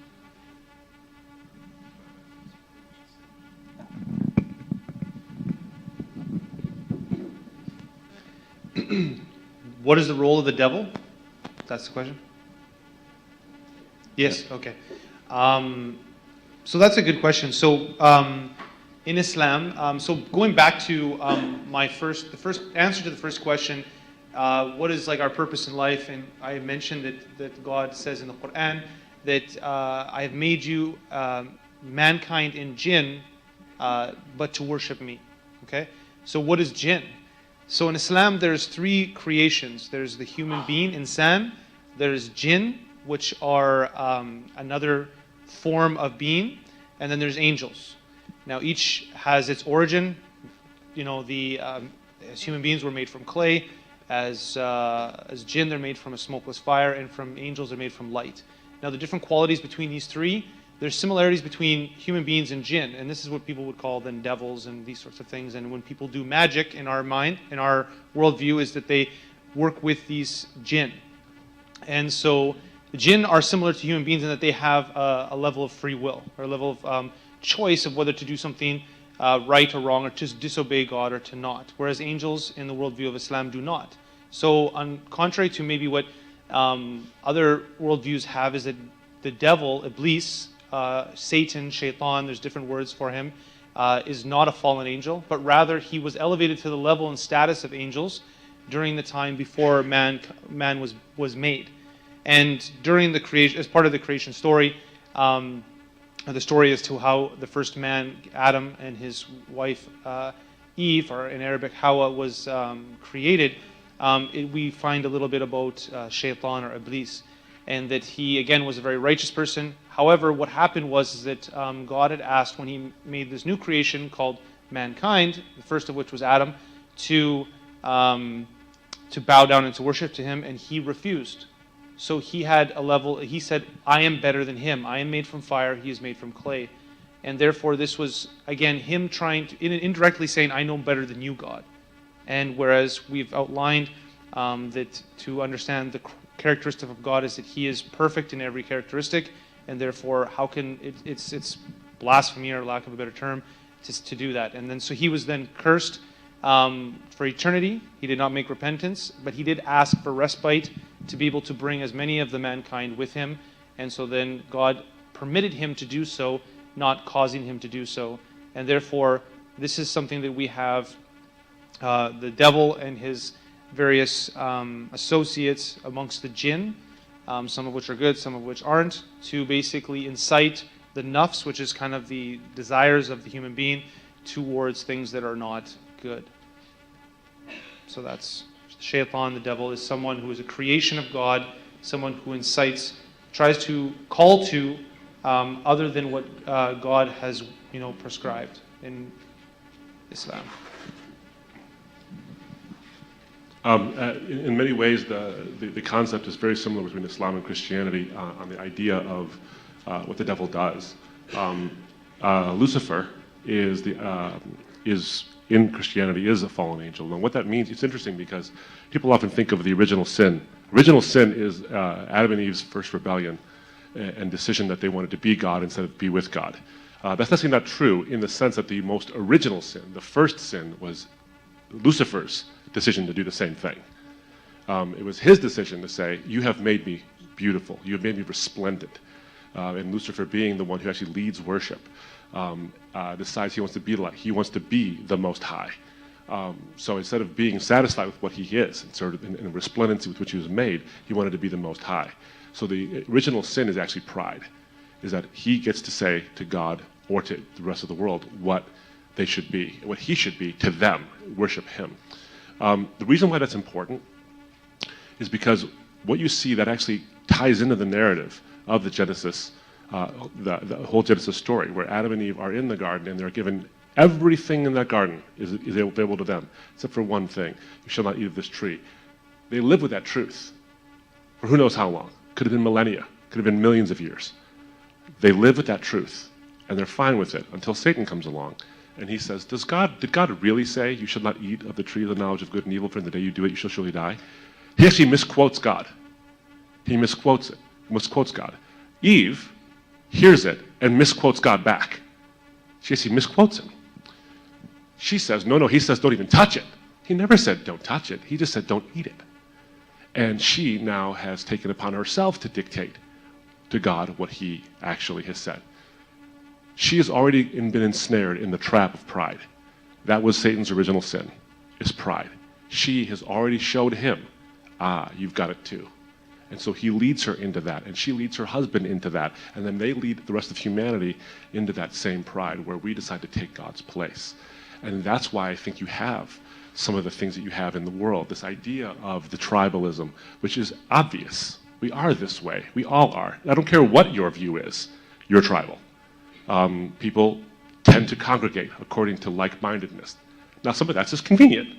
If I'm a Star Wars fan, I'm not going to hang out with people who don't like sci-fi. It just doesn't make any sense.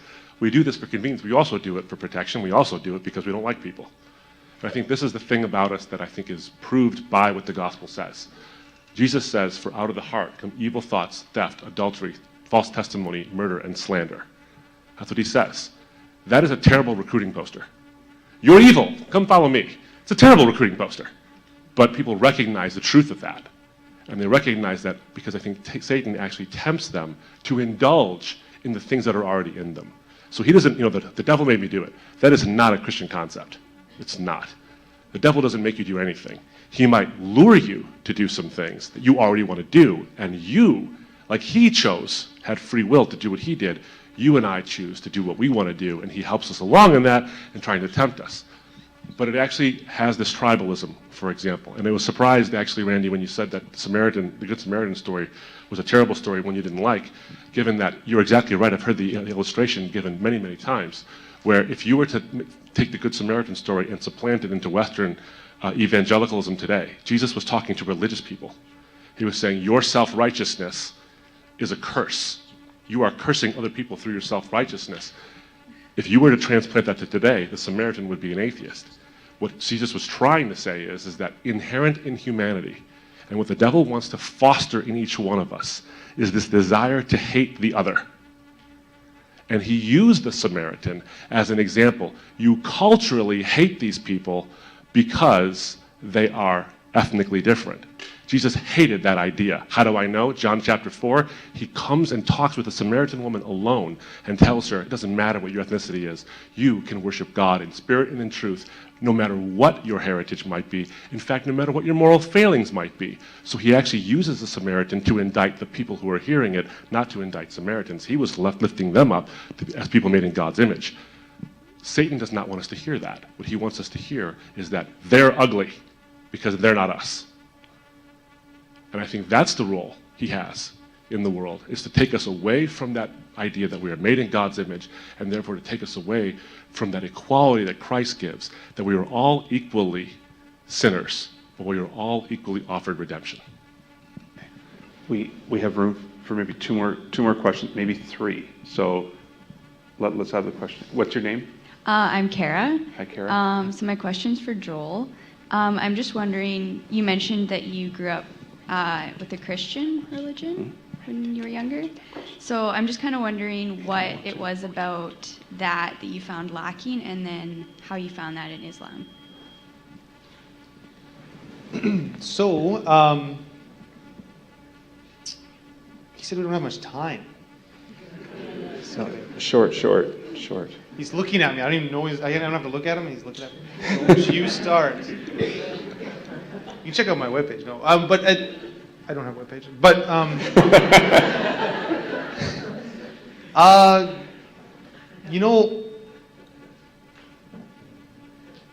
lacking. I guess it was that the biggest thing is that Islam is a way of life. Truly, there's not a time when you. I found, as I learned more about Islam, the first thing that attracted me to it, I'll say it as that, is the brotherhood, and that regardless of where you come from, that it is you are a brother or sister under a banner that's based off of faith that can be accepted by anyone and is for humanity, and that the Prophet Muhammad, peace be upon him, came for all of humanity.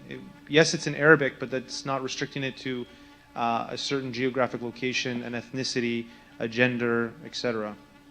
And so, as I grew in my faith, as I learned more, I realized that it was the dogma made sense to me. It allowed me to elevate who I was to someone else, not to be someone else, but to take me to another level of being a better person, I feel. And again, and that's why I said, it doesn't change. Islam doesn't change you, and that's why I think that I have an amazing, home, my grandma has like a United Nations, okay? She has, you know, First Nations, Inuit. My father's from Somalia, so she has me and my little girls with hijab and running around. I mean, it's just, and it truly, like, I found that one of the biggest things about Islam is that it allowed me to, with my family, it allowed me to live in a way to live with the other. It gave me the understanding and the ways and the guidelines to be able to do so. So not only was it something personally in terms of like I believe that it makes sense to me that this life is temporal. It makes sense to me that there is a life to come. It makes sense to me that there is a God. It makes sense that God is perfect. It makes sense that that I will be rewarded. It's not just all for nothing. And those things, and it was very, very simple to understand, but at the same time, if you want to learn more, you get this sense of inner peace, for lack of a better term. And so those are some of this, I guess, a quick answer. Probably missing a lot, but if anybody wants to ask me after, that'll probably be the best way to. Sure. Will you have time to address people's questions after? That would be great if you could stick around. Okay, we're going to take two more, 1 and 2. Go ahead. I'd be addressing Randy. First, I want to give you the opportunity to correct my my understanding of what you said, basically on the topic of morality. From my understanding, you would say that morality is this individual goodness and this agreed upon societal goodness, for lack of a better term, that would be summed up by your platinum rule. Yeah, that's one kind. I mean, there's always in a context of society, because we have to live together, and what we do to benefit society benefits everybody, including yourself. I mean, it's what social justice is about. So, no, I'm not going to get started on that. The modern social justice is getting crazy, but how we want to shape society in such a way that the most benefit reaches the most people. And morality is a part of that. It's more than just an individual. We do not act in a vacuum. We act with other people. We have friends, family, girlfriends, whatever. If I didn't think the principle of there's subtleties here. For instance, I'm married now. If I just decided that it was going to be an open marriage without consent from my wife, how long do you think my marriage would last? Probably about as long as it takes to get to the phone and call our lawyer. We don't act in a vacuum. We act with people, and people that you don't act well towards aren't going to be your friends very long. So this is this very there's a lot of forces involved. Society has kind of said what morality, has a yardstick to. We have a legal system. I mean, why have a legal system if society didn't care about interfering with somebody else's rights, for instance. So then if we've clarified, then that's the view that we're going with for morality. Then my true question would be, like, how is that not, like, that's completely subject to change? Because now what we Absolutely.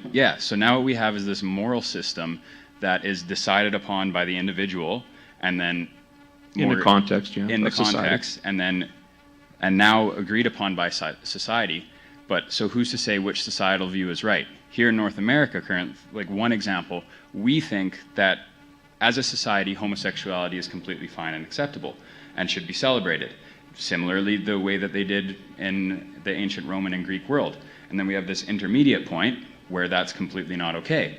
You go overseas, homosexuality is completely not okay, right? Depends on where overseas you are. Yes, but my point is that there's places in the world where this societal agreed upon morality are completely different. Yes, but I do not believe that all value systems are equal. I believe that freedom of speech is better than having no freedom of speech. Okay? This is going to have to go offline in a second because now we're sharing opinions and the questions are coming. It's Thanks. Not all value systems are equal. And you can actually use societal metrics to actually look at that in terms of societal health. Sociologists do it all the time. So different value systems will give you, honor killing.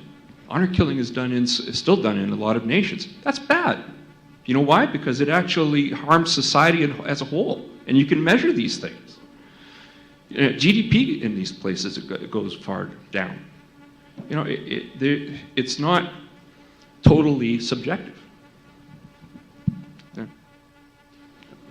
Okay, good. Thanks. We're going to go to one last question because we've almost hit the hour. My name is Amir. As to our Hindu and atheist friend, devil doesn't come from the evil. Devil comes from Diva or Devi according to Persian, Sanskrit, and Urdu. It is like well documented 3,000-year-old poetry. Divas and Devis are sentient entities in Hindu pantheon. And atheism, I think, is Hinduism without a smudging. However, my question goes to my Muslim and Christian brothers. And it is short. Are you interested to know about verses in Holy Quran that are talking about the two witnesses of Book of Revelation, chapter 11? There are 23 verses in Holy Quran that are talking about the two witnesses. I don't think that's as pertinent to the conversation tonight as we'd like it to be. If you want to talk, or do you want to talk about it? Well, you're just to summarize, you're saying there are verses in the Quran that reference who the two witnesses are in Revelation? Yeah. I mean, maybe talk about that afterwards. Can I seize on something that's the mic? Oh, sorry. I'm sort of bellowing, and I thought it was going to be carried. But let me seize on a part of the question, though, that this is a very particular question that might actually not necessarily interest a lot of people outside of you and me talking, or Joel, for that matter. But the "are you interested" part, I think that's important. And I'm going to I think it's a nice denouement to the whole evening. Are you interested? That's an excellent question, because the question is this. I would be just as interested in exploring with you if verses of the Quran actually explain verses of the Bible, if, in fact, you were equally interested in seeing how they don't. Because, give you an example, when people say, for example, Prophet Muhammad is prophesied in John chapter 14 or John chapter 16, utterly untrue. Utterly untrue. It's obvious. It's obviously untrue. It doesn't mean that Islam's false. It just means that he's not prophesied in those particular verses. Muslims will often say, oh, the spirit of the truth, that's referring to Muhammad, and he will say what he hears and all these. That sounds like Muhammad. It sounds like Muhammad to you because you're a Muslim. But it sounds like to me, who was a Muslim, by the way, and who's now a Christian, when I read that, even when I was a Muslim when I read that, I said, wait a minute, who is Jesus talking to? He says, when he, the spirit of the truth, comes to you. Who? The disciples. Muhammad came in 600s. There's no way they lived that long. So it's not referring to him. It's referring to someone who's coming to come to them, the Holy Spirit. Now, I'm not saying that to debunk anything. What I'm saying is this, is that your question is a very well-stated question. It really is. The question I would have for each one of us, whether you believe in God, or lack belief in God, or disbelieve in God, or you're a pantheist or a theist of some kind, the question I think all of us are posing to you from our various worldviews is, are you interested in finding out whether your worldview is true or if it's false? Because the first question that was posed to us was, who are you? Why are you here? I know this is going to sound squishy and touchy-feely, but the true way to find truth in the beginning of your journey is to ask yourself that question, not in terms of theologically, but to ask yourself the question, who am I? Am I a skeptic or am I a cynic? A skeptic is someone who doesn't believe there's enough evidence. A cynic is someone who doesn't believe even if there is. And are you here for a reason? Are you here to hear your side do well, or are you here to find out what other people believe and consider maybe what they're saying is true? You can discount it at the end of the day by saying it's not, but why are you here? And you would ask that question, I think, as you go back to your rooms, or you go back to your homes, or you go back to wherever you're going, and ask yourself, who am I? Why was I there tonight? I want to thank you for your question, because I think it actually wraps up really nicely the whole entire evening. I don't want to monopolize the last word here, but you asked it to us, and so I'm going to address it. But I thank you for the question. And so the question I would have also is, are you interested in any counter perspectives? Because here's the reality. When you change your worldview, this is true of me, this is true of everybody in this room, I don't care what worldview you come from. When you change your worldview, there are consequences. There are. People who have left Christianity and become atheists, as Randy has pointed out, have experienced consequences. People who have left Islam and become Christians have experienced consequences. People who have become Christians, Muslims from a Christian perspective, there's been consequences. It happens in every single worldview, every single time.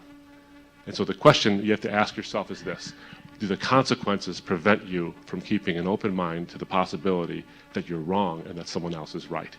And that's, I think, a fundamental question we each have to ask ourselves. Are we interested? So, yeah, I think I'll kind of similarly here, as Abdu, I'll probably just try to answer the best. I don't think I'll get into the specifics, but I would say that when it comes to as a Muslim, obviously my worldview and the way I govern my life is based off of the Quran, and of course the Prophet Muhammad, peace be upon him's teachings, his way of life, his traditions. But there are articles of faith as well. One of which is to believe that, that there's only one God, right? To believe in the angels, to believe in the books, to believe in the prophets, right? To believe there will be a day of judgment, and ultimately to believe that there is a level of, this is a rough translation, it's qadr, the good and the bad, which basically means the kind of the will of God, or the destiny, you could say. We won't get into the specifics of those, but I do want to bring mention of the books, because this is kind of can cause a level of confusion. I do believe that there's the Torah. I do believe in the Injil, which is the gospel. I believe that they came from God, and that's why in Islam, there is special mention within the Quran of Ahlul Kitab, or the people of the book, and they have a special status, within. If there ever was, there is not currently like an Islamic society, but there was, and so they would have a special status in terms of being people of the book, because we believe. If someone asks me whatever's in the Bible, I would say that there is some truth in there. There is some truth in there. Unfortunately, the thing is, I can't differentiate what has been changed or has human intervention and what hasn't, other than comparing it to something that is what I would say the gold standard, or platinum standard maybe. But I like that. I wasn't being bad. I wasn't taking a hit at him. I was like, it's a good way to look at things. But I would say that, and that is the Quran, because this has not been changed since its revelation to the Prophet Muhammad, peace be upon him, from God. And we can get into that discussion, textual proofs, etc. We can go into those things. But there's mention of the Bible and the Torah in the Quran. And that is, of course, referring to that what is the pure Injil, the pure gospel, the pure Torah, or the Old Testament that was revealed at that time. And that in Islam, when what it actually means is you are a Muslim, means one who submits. Mu-ism, like Muslim. Just like someone who gives the adhan, or the call to prayer is mu-adhin, the adhan, someone who gives the adhan. So Muslim means one who submits. And so we believe that at the time of Moses, when the gospel was revealed, when the Torah was revealed to him, that those people were Muslims. Moses was a Muslim, and that he followed his book and he submitted to what was there. And so, I thought that using your point, because you're talking about comparing, and that, if people are hopefully going and challenging themselves when they go home and being willing to be open and to see, because a discussion, you shouldn't be scared. If you're scared, that means you may not know as much and you're worried. But you should be embracing these things, I feel. And then, because if what you have is the truth, this will only strengthen you. And so, just wanted to make that point based off your question. We can maybe talk later. Thank you. Thanks. And ask Josh to come forward to kind of close out the evening. Abdu and Joel and Suresh and Randy, thank you so much for all you've done. Give them a round of applause.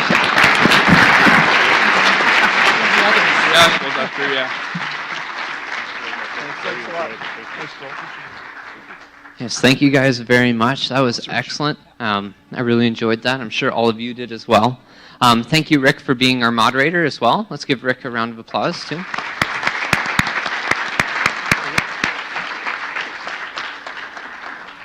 Now, the speakers, I don't think are going to take off super fast. If you have really pertinent questions, you can come down here, track them down, and ask those questions after the event. Just let me remind you of the comment cards that you were given, the little square papers. If you haven't filled them out, feel free to do so now. Just leave them on the chairs. We'll go around and collect those after. Once again, a reminder, tomorrow morning there's another event related to this one, hosted by the Ahmadiyya Muslim community at 10:30 a.m. at the mosque on the intersection of Highway 16 and Boychuk Drive. So if you're free then, please remember to come. Otherwise, have a great night.